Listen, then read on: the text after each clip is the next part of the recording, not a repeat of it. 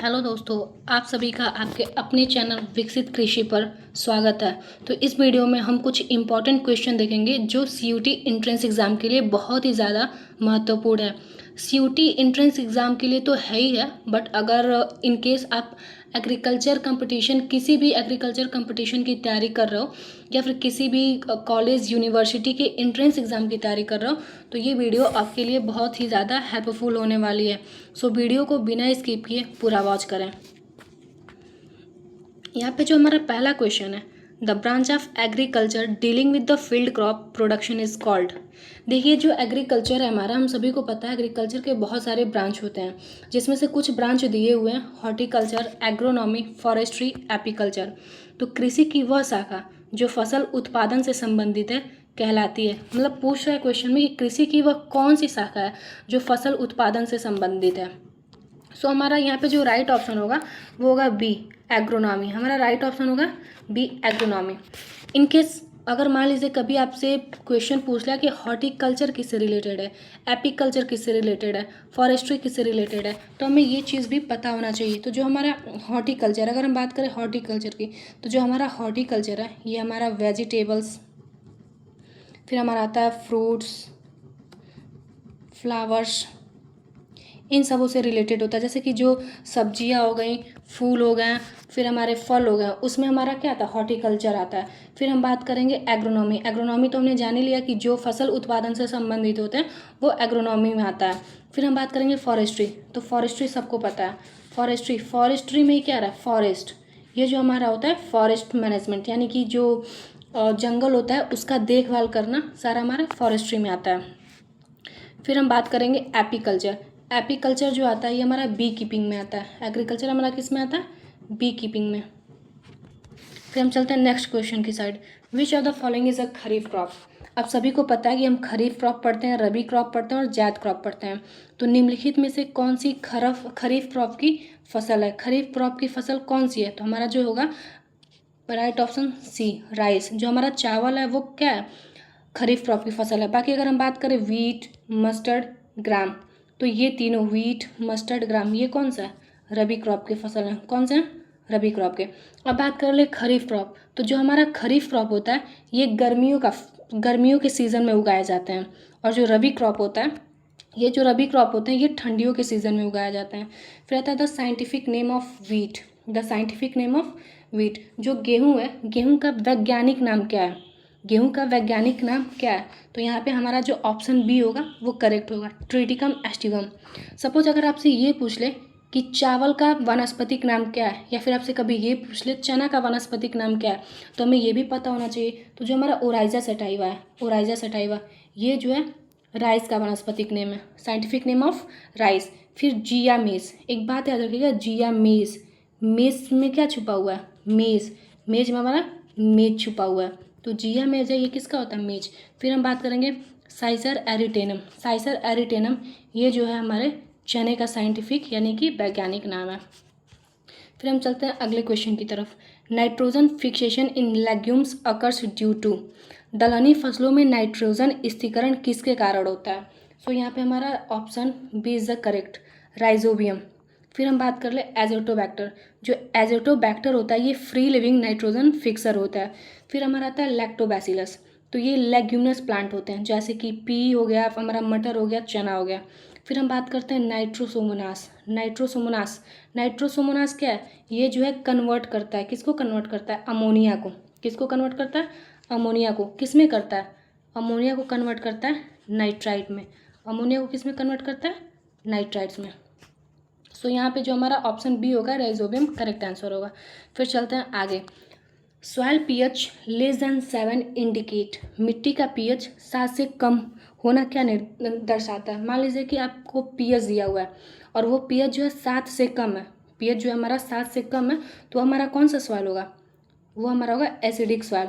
अगर जो हमारा पीएच है, पहले तो हम जानते हैं पीएच, पीएच का फुल फॉर्म क्या होता है, पीएच का फुल फॉर्म होता है power of hydrogen, power of hydrogen. PH का फुल फॉर्म क्या होता है, पावर ऑफ हाइड्रोजन। सपोज कि अगर आपके क्वेश्चन में कभी पूछ ले कि पीएच का फुल फॉर्म क्या होता है, तो पीएच का फुल फॉर्म होता है पावर ऑफ हाइड्रोजन। उसके बाद से हम बात करते हैं, अगर पीएच 7 से कम है तो हमारा एसिडिक सॉइल हो जाएगा। न्यूट्रल सॉइल कब होता है, न्यूट्रल सॉइल कब होता है? जब हमारा पीएच क्या होता है? 7 के इक्वल होता है। और वहीं पे हमारा एल्कैलिन सॉइल कब होता है? जब हमारा पीएच क्या होता है? पीएच हमारा क्या होता है? मोर देन 7 होता है। पीएच हमारा क्या होता है? मोर देन 7 होता है। फिर चलते हैं हम नेक्स्ट क्वेश्चन की तरफ। विच nutrient deficiency causes allowing of leaf? किस पोषक तत्व की कमी से पत्तियां पीली पड़ जाती हैं? यानी कि यहाँ पे आपको कुछ न्यूट्रिएंट्स दिए हुए हैं और पूछ रहा है कि किस न्यूट्रिएंट के कारण जो पत्तियां होती हैं वो पीली पड़ जाती हैं। कभी कभी आप देखिएगा क्या होता है, जो पत्तियां होती हैं, लीव्स होती हैं प्लांट्स के, वो पीली पड़ जाती हैं। तो किसके कारण पीली पड़ जाती हैं? नाइट्रोजन की कमी के कारण। किसके कारण? नाइट्रोजन के कारण। फिर हम बात करेंगे फॉस्फोरस। फॉस्फोरस ये जो है आपको रूट ग्रोथ में किस में हेल्प करता है? रूट ग्रोथ में। फास्फोरस किस में हेल्प करता है? रूट ग्रोथ में। और जो डिफिशियंसी होती है फास्फोरस की, जो डिफिशियंसी होती है वो क्या होता है? इसके डिफिशियंसी से, इसकी कमी से क्या होता है? डार्क ग्रीन होता है। जो हमारा फास्फोरस है, फास्फोरस से हमने जान लिया कि रूट ग्रोथ में हेल्प करता है। फिर इसकी जो डिफिशियंसी होती है, यानी इसकी कमी से क्या होता है? डार्क ग्रीन और पर्पलिश, पर्पल कलर का पत्ता हो जाता है। कैसा होता है? पर्पल। अगर पत्तियों का कलर पीला पड़ रहा है, अगर पत्तियों का कलर पीला पड़ रहा है, पत्तियों का कलर पीला पड़ रहा है तो किसके कारण? नाइट्रोजन के कारण। और अगर वहीं पत्तियों का कलर आपका डार्क ग्रीन हो जाता है, बहुत ज़्यादा ग्रीन हो जाता है, या फिर पर्पलिश लीव पर्पल कलर का हो जाता है, तो वो फास्फोरस की कमी से होता है। फिर हम बात करेंगे पोटेशियम। पोटेशियम की, पोटेशियम में क्या होता है? जो लीफ के एजेस होते हैं, जो लीफ के एजेस होते हैं वो कैसे हो जाते हैं? या तो येलो हो जाते हैं या फिर कैसे हो जाते हैं? ब्राउन हो जाते हैं। फिर हम बात करेंगे कैल्शियम। तो कैल्शियम किस में हेल्प करता है? पहले तो हम जानते हैं कैल्शियम, कैल्शियम जो है हमारा ये cell development, cell wall development, cell wall के डेवलपमेंट में हेल्प करता है। उसके बाद हम चलते हैं नेक्स्ट क्वेश्चन की तरफ। Hybrid vigour is also known as, जो हाइब्रिड बिगर है संकरोज, इसको किस नाम से जाना जाता है? तो hybrid vigour is also known as heterosis. Hybrid vigour को और किस नाम से जानते हैं? हेट्रोसिस। चलते हैं अगले क्वेश्चन की तरफ। क्रॉस पॉलिनेशन इन मेज अकर्स मेनली बाई, जो क्रॉस पॉलिनेशन है वो हमारा मक्के में पूछ रहा है कि मक्के में किसके कारण होता है? पानी के कारण, हवा के कारण, कीटों के कारण, या फिर जो पक्षियाँ होती हैं उनके कारण। तो जो हमारा मक्का होता है मेज, उसमें जो है हमारा क्रॉस पॉलिनेशन, सेल्फ पॉलिनेशन नहीं पूछ रहा है, क्रॉस पॉलिनेशन पूछ रहा है। ये हमारा होता है विंड, हवा के कारण। Option C is the correct. फिर हम चलेंगे आगे। Which one is a cash crop, इसमें से कौन सी नकदी फसल है? अब एक चीज़ याद रखिएगा, एक होता है कैश क्रॉप और एक होता है कैच क्रॉप। एक होता है कैश क्रॉप और एक क्या होता है? Catch crop.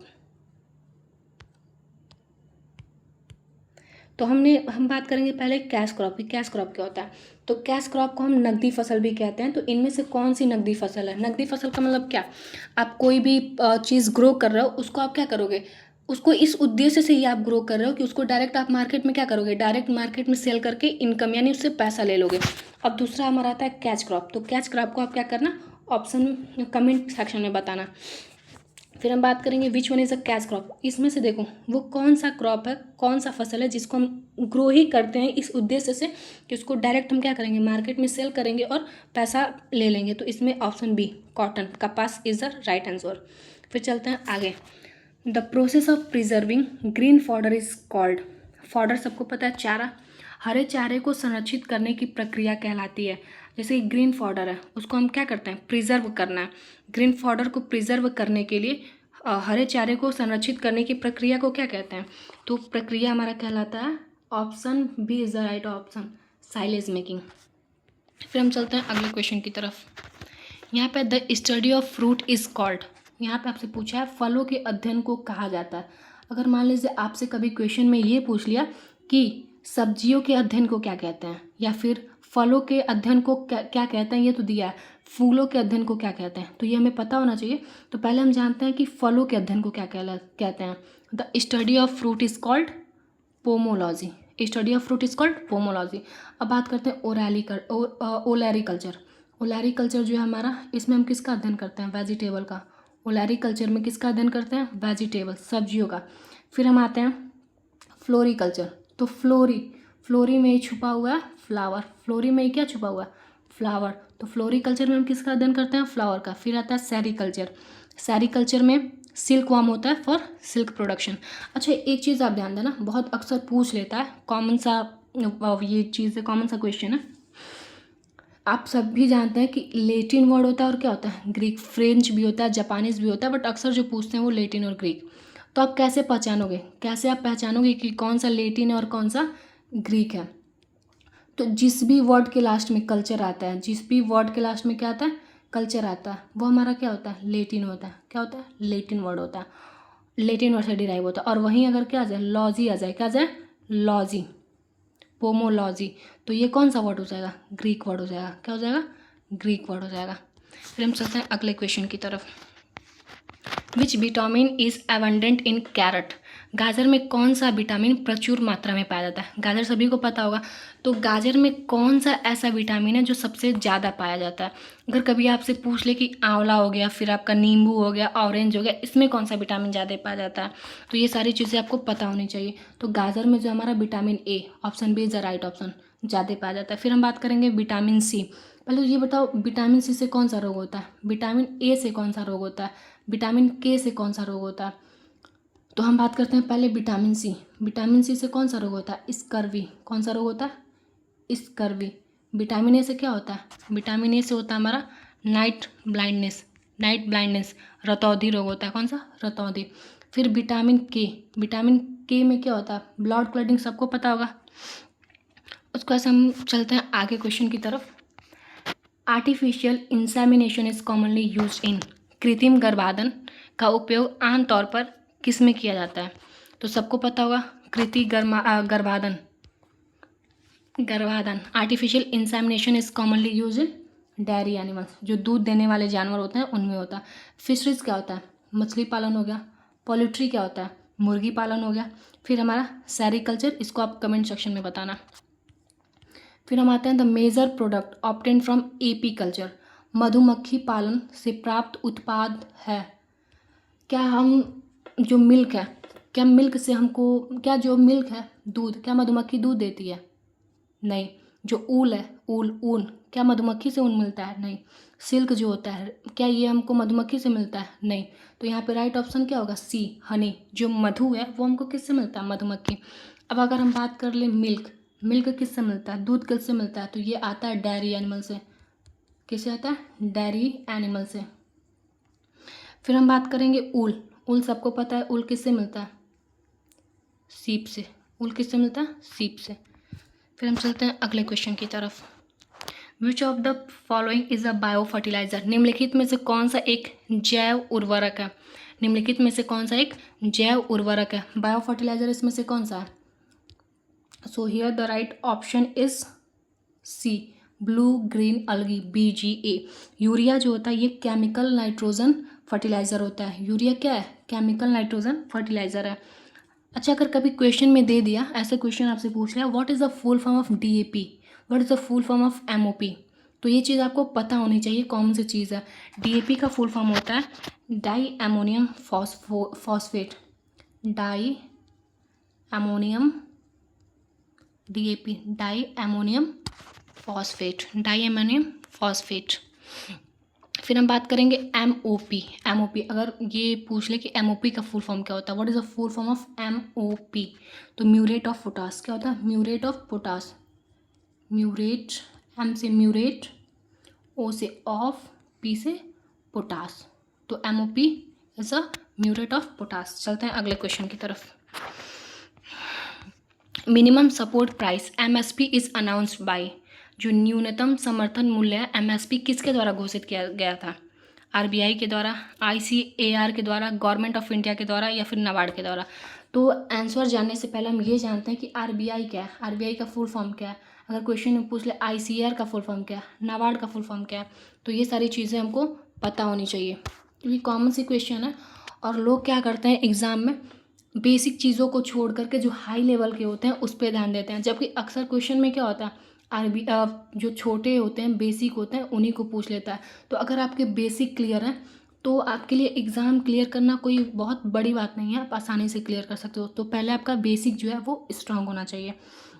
हम बात करते हैं RBI का फुल फॉर्म क्या होता है? Reserve bank of India. What is the full form of RBI का फुल फॉर्म क्या है? Reserve bank of India. What is the full form of RBI? Reserve bank of India. और ये क्या है, सेंट्रल मॉनेटरी पॉलिसी है, central monetary policy है, ICAR। ICAR का फुल फॉर्म क्या होता है, Indian council agriculture research. I से इंडियन, C से council, A agriculture, R research. फिर हम बात करते हैं नाबार्ड। तो नाबार्ड का आप कमेंट सेक्शन में बताना। वैसे तो पिछले वीडियो में मैंने बता रखा है कि नाबार्ड का फुल फॉर्म क्या होता है। यहाँ पे जो होगा राइट ऑप्शन होगा C, government of India. Here the right option is, जो मिनिमम सपोर्ट प्राइस MSP है वो किसके द्वारा अनाउंस किया गया था, तो गवर्नमेंट ऑफ इंडिया के द्वारा। फिर हम चलते हैं अगले क्वेश्चन की तरफ। विच one is a rabi crop, इसमें से कौन सी रबी की फसल। अभी हमने ऊपर देखा था खरीफ और रबी, तो खरीफ का कौन सा होता है और रबी, यहाँ खरीफ का तो हमने बता दिया, अब हमसे पूछा है रबी, तो रबी का कौन सा होता है, रबी का होता है हमारा वीट। क्या होता है, वीट। और खरीफ का हमारा होता है राइस। फिर हम चलते हैं अगले क्वेश्चन की तरफ। और बाकी हमारे यहाँ पे जो है मेज हो गया, कॉटन हो गया, जूट हो गया, ये हमारे क्या है, ये हमारे खरीफ क्रॉप है। White revolution is related to, white revolution is related to, यहाँ पे हम बात करेंगे जो श्वेत क्रांति है किससे संबंधित है। पहले तो ये जानते हैं कि फिश प्रोडक्शन, फिश प्रोडक्शन किससे है, मछली, फिश प्रोडक्शन किससे, तो ये हमारा मछली जो है ये हमारा ब्लू रिवॉल्यूशन से, किससे, ब्लू रिवॉल्यूशन से। फिर हम बात करेंगे एग प्रोडक्शन, एग प्रोडक्शन जो है ये है सिल्वर रिवॉल्यूशन से, किससे, सिल्वर रिवॉल्यूशन से। और जो वीट है था ये किससे, ग्रीन रिवॉल्यूशन से, MS स्वामीनाथन द्वारा, father of green revolution, MS Swaminathan in India. और अगर बात करें वर्ल्ड में तो नॉर्मन E बोरलॉग। तो यहाँ पे जो वाइट रिवॉल्यूशन है, वाइट, वो हमारा किससे रिलेटेड है, मिल्क प्रोडक्शन से, किससे, मिल्क प्रोडक्शन से। Here the right option is B, milk production. चलते हैं अगले क्वेश्चन की तरफ। The breeding of honey B is called, मधुमक्खियों के प्रजनन और पालन को क्या कहता है। जैसे कि सपोज आप मधुमक्खी पाल रहे हो, तो मधुमक्खी पालन को हम और क्या कहते हैं, मधुमक्खी पालन को हम कहते हैं AP कल्चर। क्या कहते हैं, AP culture. Here the right option C। अच्छा, अगर कभी आपसे कोई पूछ ले कि सेरी कल्चर क्या है, PC कल्चर क्या है, लैक कल्चर क्या है, तो ये हमें पता होना चाहिए। जो सेरी कल्चर है ये क्या है, सिल्क प्रोडक्शन है। क्या है, सिल्क प्रोडक्शन। PC कल्चर क्या है, फिश प्रोडक्शन। PC कल्चर क्या है, फिश प्रोडक्शन। और जो लैक कल्चर है ये हमारा हनी बी प्रोडक्शन। क्या है, हनी बी प्रोडक्शन।